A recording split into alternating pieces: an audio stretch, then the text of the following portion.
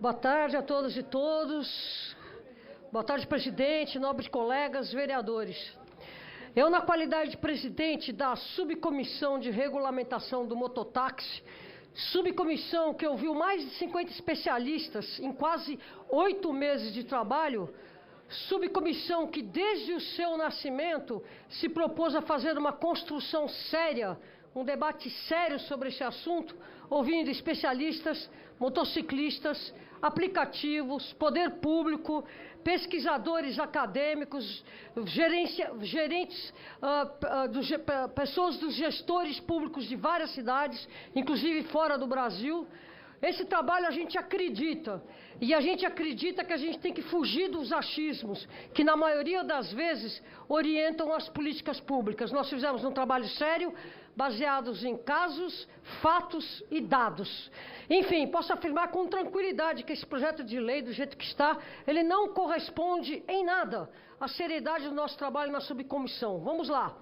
Vou colocar ponto a ponto as minhas discordâncias com esse projeto. Mas antes quero dizer o seguinte, que eu votei em primeira a favor, por acreditar que ele poderia ser melhorado, mas ele não foi. E o que vemos é um projeto de lei com problemas estruturais e conceituais que o tornam ineficaz, vulnerável à judicialização e que não traz a segurança viária, que era o foco inicial de todo o nosso trabalho. Na sexta-feira à noite enviei 20 emendas e até um substitutivo bem completo e atualizado com contribuições de vários vereadores, bancadas e representantes da sociedade civil.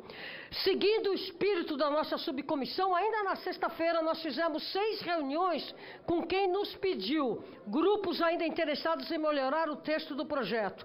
Vamos ponto a ponto dos motivos porque esse projeto não deve ser aprovado por esta casa. Primeiro, falta de debate. Construção totalmente atropelada. Diferente do trabalho que fizemos nessa subcomissão, o que aconteceu foi esse projeto de lei totalmente na contramão. Um tema dessa natureza, dessa importância, não pode ser tratado dessa forma atropelada. É um descaso com a população e principalmente com os motociclistas. O projeto de lei mantém a concepção de mototáxi conforme a lei de 12.009 de 2009, com placa vermelha e registro de moto de aluguel, ignorando a jurisprudência do Supremo Tribunal Federal e do Tribunal de Justiça, que obriga a criação de uma regulamentação por parte dos municípios. Quer a gente queira, quer não, a Justiça já se decidiu sobre essa questão e precisamos olhar para frente. Da mesma forma como o táxi convencional de carro não impediu a operação pelos aplicativos, nesse caso das motocicletas, a gente não pode repetir o mesmo enredo de 10 anos atrás. As empresas vão judicializar e as empresas vão ganhar. O PL mantém o credenciamento prévio de motociclista centralizado na prefeitura. Não sou contrário a isso, mas isso burocratiza e vai ser judicializado imediatamente. E pior, não traz qualquer benefício nem segurança, evidenciando que o projeto foi feito sem diálogo necessário para garantir uma norma aplicável. A nossa proposta é que as empresas façam esse cadastro e sejam elas responsáveis pelos critérios, além de compartilhar dados. A gente tem tecnologia para isso e as empresas conhecem muito bem quem estão aí nas ruas prestando serviço não só de motofrete, mas no futuro mototáxi, moto por app. O prazo para análise do credenciamento das empresas continua em aberto, pois há uma previsão do Executivo pedir mais documentos indefinitivamente, sem prazo final para os motociclistas, então nem prazo é colocado. Isso é grave e permite protelamentos infinitos. A previsão da inclusão de cooperativas, mas isso seria regulamentado só depois, sem prazo para essa regulamentação. E o projeto de lei requer capital social compatível com a atividade, o que é ok para as empresas de aplicativo, mas o que abre uma brecha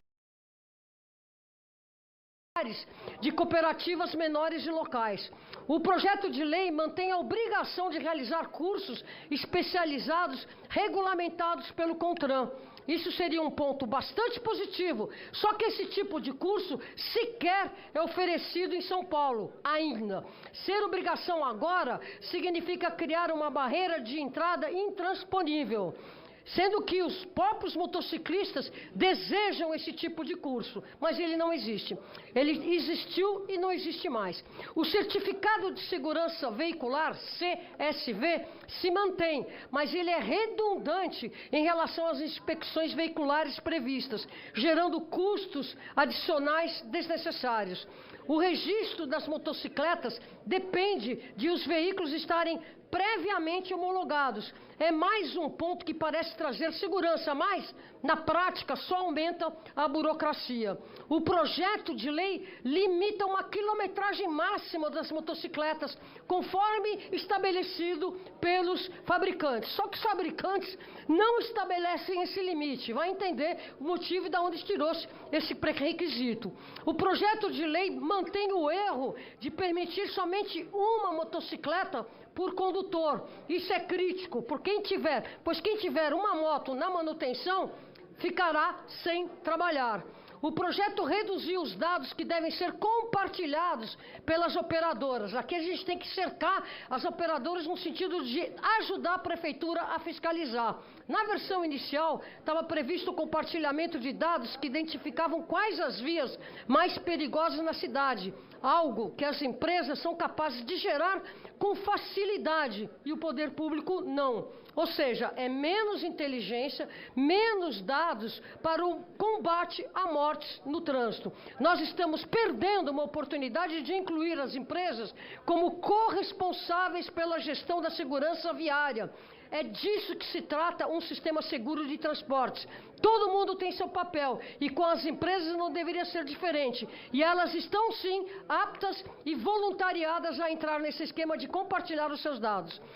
12. O texto também mantém a proibição em caso de chuva, vento, etc. À primeira vista pode parecer uma medida importante, mas na prática é inviável de operacionalizar em uma cidade como São Paulo, onde sequer conseguimos confiar plenamente na previsão do tempo. Além disso, é comum um bairro esteja sob chuva, enquanto o outro, a poucos quilômetros, o céu esteja claro. Como exigir que o motociclista cumpra uma regra cuja aplicação varia de quarteirão a quarteirão? E aqui eu quero entender que existe sim tecnologia para a gente criar essa segurança. Porque a gente sabe muito bem que o algoritmo paga os motociclistas quando chove. Então essa tecnologia já existe. Então existe sim condições da gente controlar, tendo por base os algoritmos dos próprios aplicativos. Há uma inclusão de multas para os motociclistas por, entre aspas, impacto à ordem urbanística. Isso abre um precedente gravíssimo. O que seria essa multa? Quem fiscaliza? Não é nada claro. Se a intenção seria penalizar quem está circulando fora das áreas permitidas, a fiscalização deveria ocorrer por meio das plataformas, com inteligência de dados. Da forma como está, o trabalhador, mais uma vez, é o principal afetado. Ele poderá ser penalizado pelo Código de Trânsito Brasileiro, pelas plataformas e ainda pelo Poder Executivo. Não é justo. Mais uma vez aqui, a gente tem que trazer a responsabilidade das empresas que devem ser responsáveis por isso e termos condições de controlar as empresas que devem controlar esse tipo de serviço. O projeto de lei não incorporou algo básico e ao mesmo tempo crítico, que é um prazo para a prefeitura apresentar uma regulamentação. Sem esse prazo, a vigência da lei fica em suspenso. Não houve inclusão de limite máximo de horas dedicadas às plataformas, medidas já adotadas por diversas categorias de profissionais. Isso não é novidade e é amplamente reconhecido como necessário para reduzir fadiga, prevenir sinistros e preservar vidas. Fizemos essa sugestão que foi muito falada na subcomissão, mas como tantas outras contribuições técnicas, não foi incorporada ao texto, sendo que as próprias empresas se predispuseram a controlar e combater a fadiga dos seus trabalhadores, especialmente quando eles estiverem carregando vidas na sua garupa. Não foi incluído um conselho relativo, que seria o CEMUV, Conselho Municipal do Uso do Viário, com participação social que foi uma ótima sugestão da bancada do PT. Esse conselho, ele iniciaria uma coisa que falta muito no gerenciamento de trânsito aqui da cidade, que é uma transversalidade de várias secretarias terem um olhar mais técnico em relação ao nosso uso do viário, em relação à mobilidade. Isso daí seria inédito, porque a gente teria mecanismos de trabalhar o trânsito de forma transversal. Não incluir o compartilhamento de dados de assédio, especialmente contra mulheres. É muito grave não ter essa previsão, ainda mais porque o combate proativo ao assédio está cada vez mais uma exigência e não um ponto facultativo. Finalmente, a previsão da responsabilidade solidária das plataformas pelas infrações dos motociclistas não se sustenta juridicamente, ou seja, é mais um ponto que levará essa lei à justiça. Não é que eu não concorde com a lógica, que é ter uma responsabilidade compartilhada entre as empresas e os motociclistas em relação a infrações de trânsito. É que a lógica não é permitida via legislação municipal. A gente tem que redigir isso de tal maneira que não pese em cima dos motociclistas e, de fato, as empresas se responsabilizem pela qualidade e lisura do cumprimento das regras. Resumo principal: o projeto de lei cria burocracias imensas, nenhuma garantia de que todos os processos excessivos vão representar mais segurança viária. Parece como um projeto encomendado para ser judicializado, um projeto que nasce anacrônico, do tipo assim: eu permito que você faça esse serviço, mas vocês não vão conseguir. Muito obrigada. Obrigado, vereadora. Próximo vereador, Pela ordem, Major senhor Palumbo. presidente. Major Pela Palumbo. ordem. Pois não, vereadora. Eu só quero É um anunciar anúncio, né?